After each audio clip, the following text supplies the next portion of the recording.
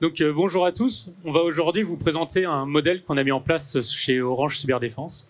C'est un modèle de qualification des incidents.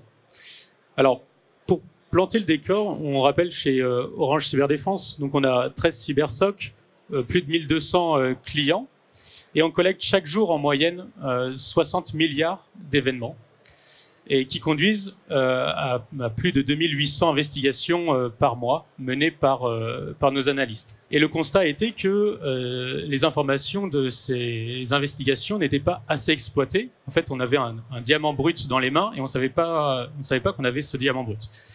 Et pour vous convaincre que c'est bien un diamant brut qu'on avait dans les mains, ces investigations elles permettent d'avoir des informations capitales pour nos clients.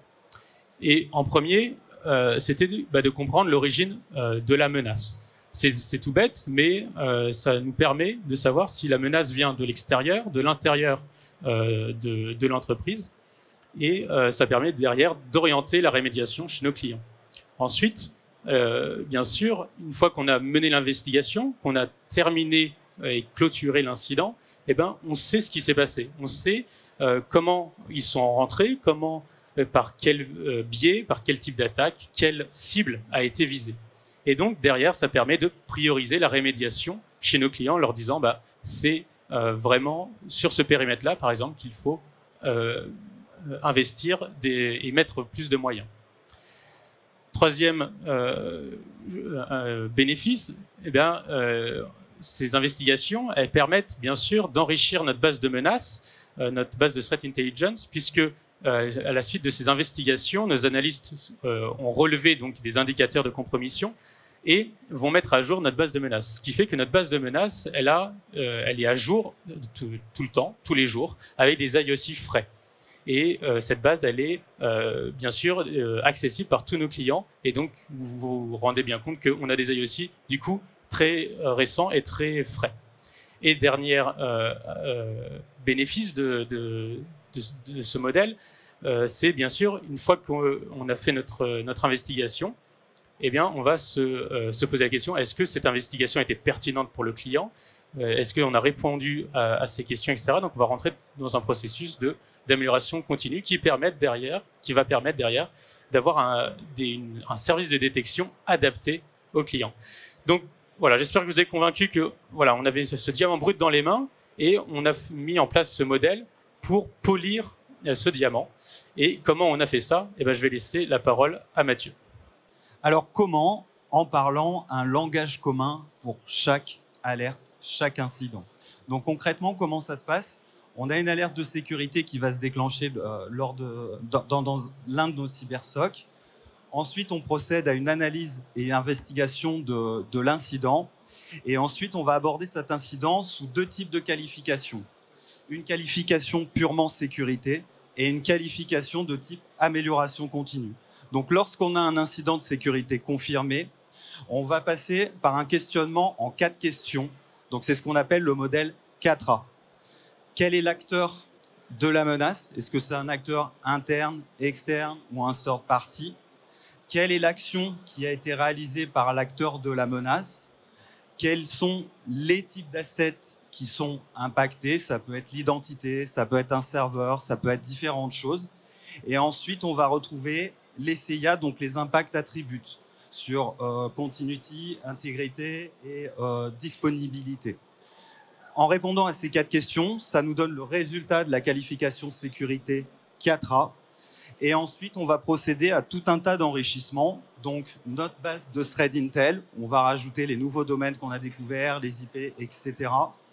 Et un enrichissement, vous avez peut-être entendu parler de notre Security Navigator, pour regrouper un petit peu toutes les menaces du moment, par secteur d'activité, etc. et donner une vision beaucoup plus globale de la menace dans son ensemble. Lorsqu'on a un incident de sécurité qui n'est pas confirmé, à ce moment-là, on va passer directement dans le modèle 3W. Donc, incident de sécurité non confirmé. Première question, pourquoi c'est un incident de sécurité non confirmé? Qui a engendré cet incident de sécurité non confirmé? Et comment nous allons lancer des axes d'amélioration pour éviter que ça se reproduise dans le futur? À ce moment-là, on obtient le résultat de la qualification 3W et ce qui nous donne un résultat final avec la qualification sécurité 4A et la qualification 3W, amélioration continue. Je rajoute juste une petite parenthèse. On a aussi des incidents de sécurité qui vont être confirmés, mais qui nécessitent aussi de l'amélioration continue. On ne l'a pas fait apparaître dans ce modèle-là, dans un but de simplification. Par contre, le modèle 4A 3W permet également de prendre en compte ce type de cas. Voilà, je rajoute également que du coup, ces formulaires, ce modèle, il est directement intégré dans notre XOR, et donc nos analystes peuvent rapidement répondre à ces questions et nourrir du coup nos indicateurs. C'est des choses aussi que certains de nos clients ont implémentées dans leur XOR. Et on va voir quelques cas concrets ensemble. Voilà, donc ici, c'est vraiment une capture d'écran de ce que j'ai présenté à un de mes clients notamment, sur la partie qualification. Donc on peut voir ici trois tendances. Donc on a ici, c'est tous les incidents confirmés de ce client sur 6 mois. Et on a une première tendance qu'on voit ici. Donc pour bien comprendre dans ce graphique, ici on a les actors, ici on a les actions et ici on a les assets. Donc on a 3A du 4A. On discutera de l'impact après. Donc ici, ça nous a permis de mener un plan d'action chez ce client pour le faire monter en maturité. Première tendance, on a remarqué que la plupart des attaques venaient de l'externe. Ensuite, que c'était des pratiques de social engineering et que ça visait du coup les employés de cette entreprise. Et donc, le plan d'action, c'était de sensibiliser les équipes au phishing, de lancer des campagnes de tests de phishing. Et parce que le RSSI me disait, non, moi mes employés, je les ai sensibilisés, ils sont au fait. Et ça a montré factuellement que c'était pas le cas et qu'il fallait renforcer cette sensibilisation. Deuxième tendance, ici, donc external, toujours. Ensuite, on voit qu'il y a eu des tentatives de hacking et qui ont visé les instances cloud. Alors, dans le contexte client, on a remarqué finalement que leur WAF était trop permissif. Il n'y avait pas assez de produits en bloquant et leur WAF laissait passer des schémas d'attaque classiques. Il y avait notamment des injections SQL. Et voilà, c'était des choses qu'ils avaient fait confiance à leurs partenaires sur ce WAF-là. Et en fait, ça montrait que il n'était pas performant. Et donc, on a pu, bien sûr, les accompagner sur l'amélioration de cette configuration. Troisième tendance, cette fois-ci, c'est de l'interne. Donc, c'est-à-dire que la menace vient de l'intérieur de l'entreprise. C'est lié à des mauvaises utilisations des utilisateurs. Et donc, ça a mis en péril les machines des utilisateurs finaux, donc des collaborateurs. Et donc, dans ce contexte-là, il y avait certains utilisateurs qui naviguaient donc sur des sites malveillants, qui avaient des pratiques d'une mauvaise hygiène, tout simplement. Certains même abusaient clairement de leur outil professionnel. Et donc, ça a conduit à restreindre beaucoup plus l'accès à Internet, à mettre plus de règles bloquantes sur le proxy, et aussi de reprendre, il y a eu des rappels à l'ordre sur certains de ces collaborateurs.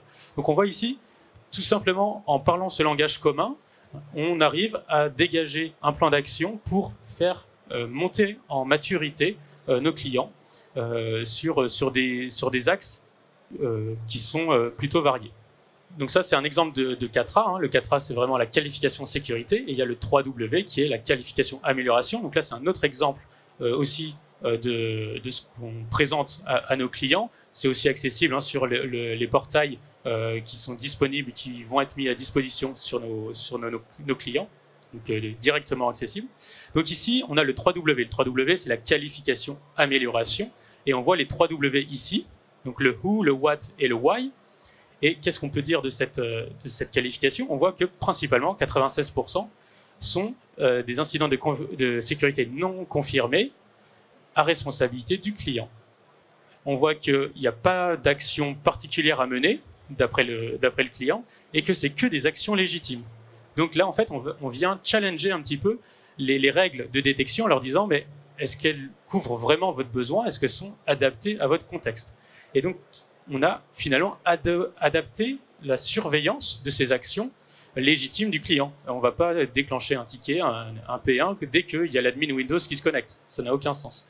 Eh bien, on va mettre en place une surveillance en demandant finalement la PSSI du client, en lui demandant c'est quoi qui est pour vous un incident, et on va discuter. Notre but, en tant que security manager, c'est de faire parler nos clients pour mieux les comprendre et donc adapter notre surveillance. Deuxième axe, on a bien sûr ajusté les seuils et les listes blanches au contexte client. Donc on passe de règles qui sont propres à des techniques et des tactiques, notamment Mitre, et on va les adapter à notre client et à notre contexte. Ça permet donc d'avoir des règles pertinentes, puisqu'à chaque fois, on va sortir aussi des indicateurs en disant ces règles de détection-là sont pertinentes ou pas en fonction de ce modèle. Troisième plan d'action aussi, donc dans ce cas-là, on a le who qui est third party, donc c'est tout ce qui est tierce partie, donc ça peut être des éditeurs, donc on a notamment les antivirus, les EDR, où il y a des incidents de sécurité non confirmés et qui ne sont pas la responsabilité du client ni de la nôtre, mais c'est l'antivirus qui a crié, qui a levé une alerte. Et donc, on peut voir ici qu'il n'y a que 1% d'incidents de sécurité confirmés de la responsabilité du tierce party. Donc, ça confirme la fiabilité de cette tierce party. A contrario, des fois, on voit beaucoup plus de responsabilité à tierce party. Et donc, on peut conseiller au client de peut-être changer de techno ou il y a quelque chose à faire. Voilà. Et enfin, peut-être le plus visible, c'est en mettant en place 3W, donc la qualification amélioration, ça permet de réduire la charge passée par les analyses du SOC sur des incidents qui ne valent pas le coup, puisque c'est des incidents non confirmés. Voilà. Donc ça permet à chaque fois de rentrer dans un cercle vertueux en réduisant le bruit et en réduisant la charge de travail du SOC. Et dernière slide, c'est simplement pour vous inviter à aller lire notre Security Navigator, puisque il est nourri par ce modèle-là, par ce modèle 4A 3W, et on voit ici un des screenshots du Security Navigator où on a pu, grâce à ce langage commun, remonter les incidents de sécurité confirmés de tous nos clients et dégager des tendances. Voilà, on vous invite à aller le lire. Vous pouvez également le télécharger directement en flashant le code. On est aussi au stand C9. Merci pour votre attention.